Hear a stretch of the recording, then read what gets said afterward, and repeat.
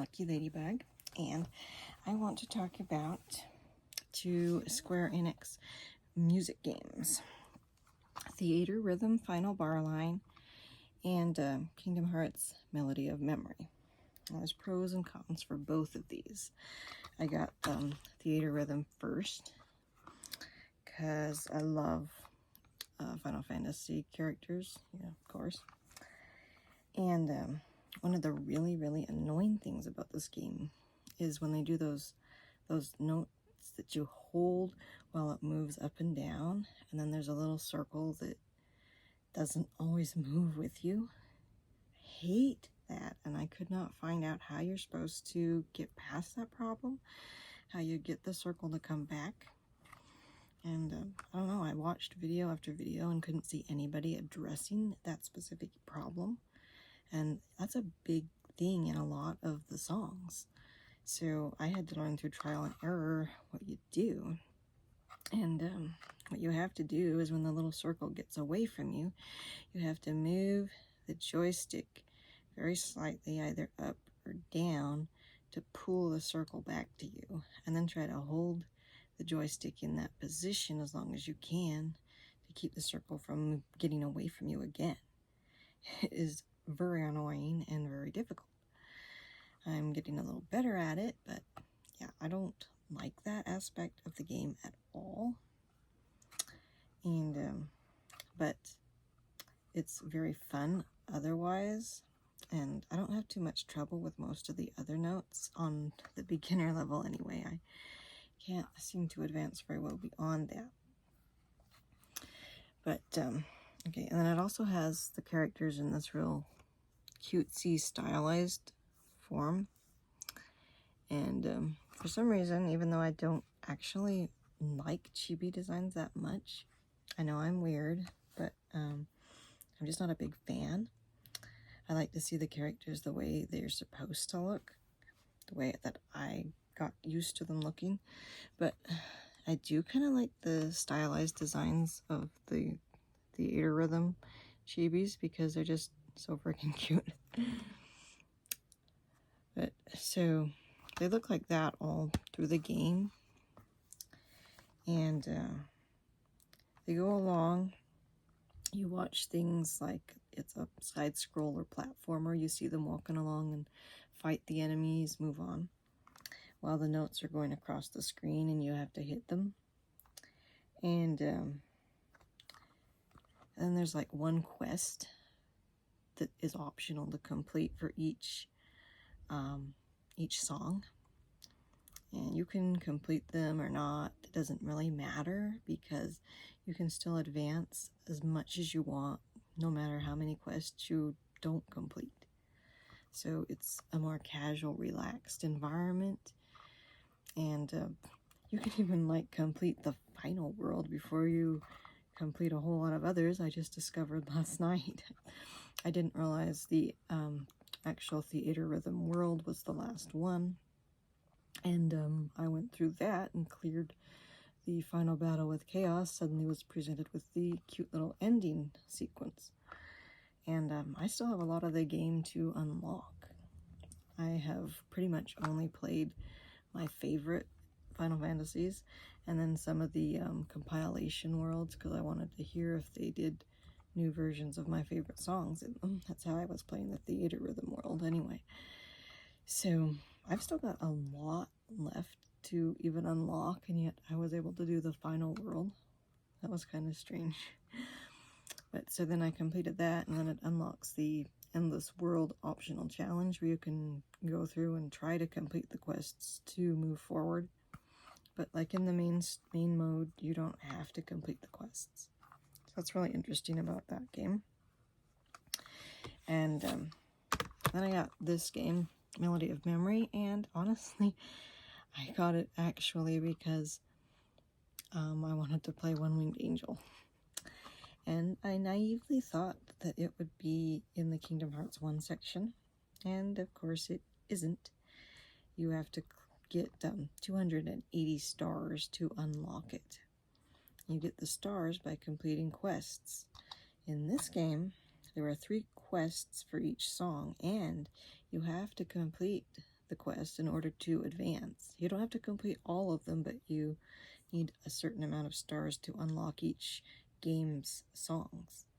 It's kind of different after I was used to the Theatrhythm, because in this one the quests are important, so it's much more involved in that way, and more like other video games like Mario or Sonic, like Mario 64, where you need the certain stars to get things unlocked. It's like that.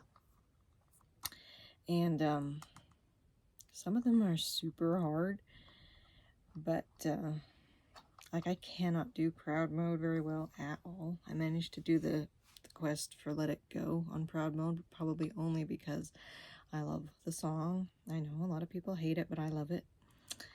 And it took me a lot of tries, even so, and I finally got the Proud Mode Let It Go quest done so I could advance. But Proud Mode is so chaotic. It's like just not even really fun for me, because there's just so many notes flying across the screen. You can't possibly hit them all, unless you're like some kind of a wizard with the notes or something. I'm not. But sometimes I've been able to do standard, and I have not succeeded in standard with Theatrhythm, so standard in this game must be a little easier. But Proud Mode is absolutely a nightmare. Oh my gosh. And also the gameplay itself in all the levels is different. You see, here's a picture of it. They're like running along a road that looks like the bars of music, and the notes that you hit are actually on the monsters. So your character, you're actually literally controlling the character, which you don't do in Theatrhythm. You literally control the characters, and they have to hit the monsters to hit the notes. So that's way more involved. And in one way, it's more fun for it to be that involved, but in another way, it makes the game much harder. I've had a lot more trouble hitting the notes when they're on the monsters than when they're just going casually across the screen in Theatrhythm. So I'm not sure whether that's a pro or a con. But also, both games, they let you have different teams of characters. And in Theatrhythm, you start out with like all the good guys unlocked as soon as you open a title. And they do have like a key like in the middle of each game world, where you have to take that to unlock the next. To unlock others, you can unlock them in any order you want. But so that's way different than having to complete so many quests to get stars and stuff. It's way easier in Theatrhythm to unlock the worlds and other characters. All you have to do to unlock the other characters that are available, you clear like one game world, and then the other characters for that will become available. Like Sephiroth is available when you clear FF7, and Ultimacia and Edea both become available in FF8 when you clear that. In Melody of Memory, they have these boss fights every now and then, and if you're able to clear that, then I think that's when you unlock the different teams. I've just been playing classic mode, Sora, Donald, and Goofy, but you can also play Axel, Roxas, and Xion, or Aqua, Terra, and Ventus. And there's like Riku with 2 little dream world creatures. I'm a little disappointed with that one, because I mean, we could have got Riku paired with a couple of characters that are more important to the series. They're cute though, like the Meow Wow looks like a Spheal from Pokemon. It's really funny and cute. But I think there's like 6 teams total, and those are the ones I have unlocked, so there must be 2 more. I don't remember which characters those are. I wish that they had a mode where you could play some of the Final Fantasy characters, but sadly, as far as I'm aware, they do not, unfortunately.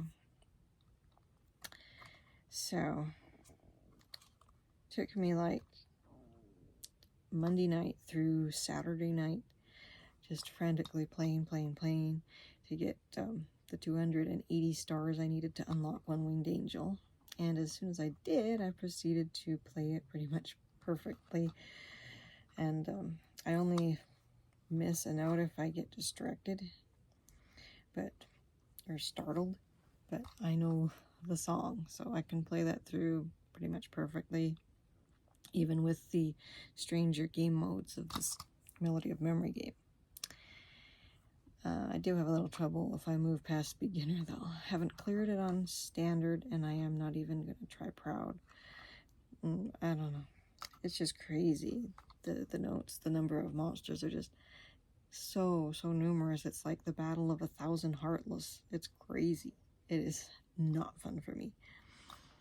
And it's not harmonious either. I just feel like I'm making random noise, just trying to get rid of all those monsters that are just popping up every second by the dozens.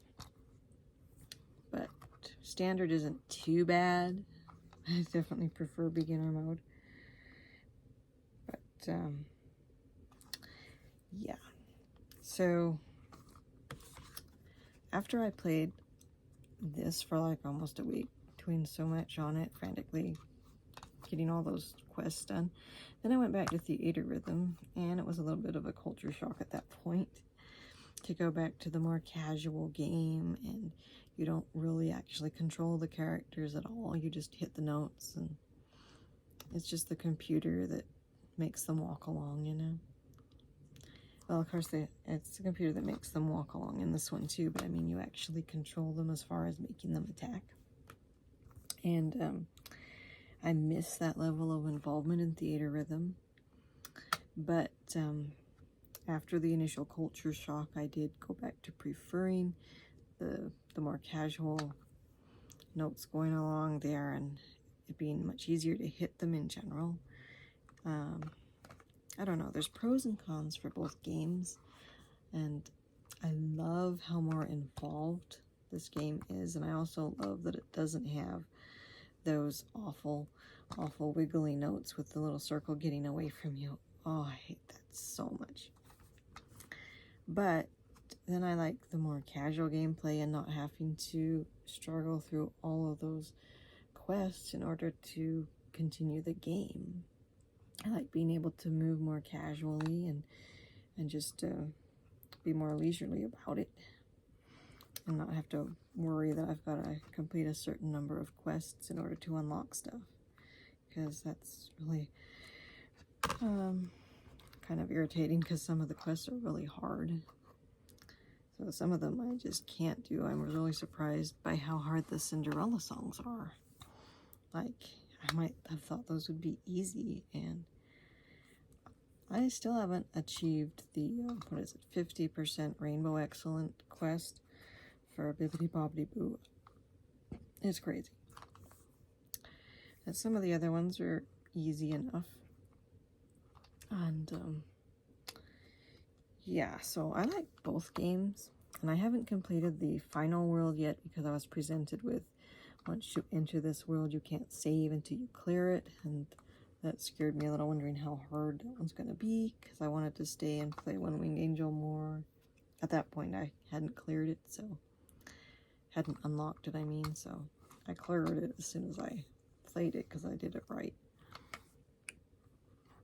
But, yeah, so I just kind of been hanging out there, doing a few more little quests for fun, and just replaying some songs, replaying One Winged Angel over and over. But I was thinking I was going to tackle the final world soon, and then I can just go through the other worlds of Theatrhythm at my leisure. Especially, I've just managed to clear the final world and saw the ending sequence. It's kind of trippy to go through that when I have so much left to unlock. Huh.